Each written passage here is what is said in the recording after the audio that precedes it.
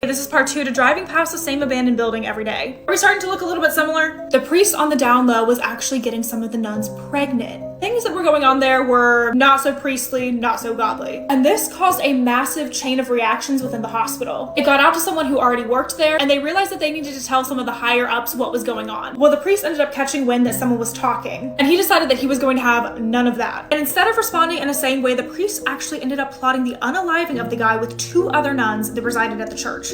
And after they did that, they disposed of his body in the incinerator downstairs. When I was talking to the coworkers, I was like, okay, that's pretty scary because I think I saw a nun in the window. And they were like, wait, you think you saw a nun in the window? And their voices completely changed in that statement. And then they shared that that is another part of what happens over there. We don't really know how or what it is. Apparently, there's an entity over there that will go around masquerading as a nun, similarly to the nun in The Conjuring. When people first started doing tours over there and looking around, they just thought it was one of the old nuns that had decided to stay there. But over time, this nun started to get progressively more violent. And regular spirits don't do that. This just scratches the surface on everything that has gone on in the hospital. So this story was actually sent to me by one of my followers, and it's based off of a real place in Yorktown, Texas. This place is a whopping 8-hour drive for me that I was thinking I would pack up my stuff and take you guys with me down there. We are now here at Yorktown Memorial Hospital, and we are going to try to stay the entire night. You guys want to see our investigation, go to my YOUTUBE, because this is about to get a little bit insane tonight.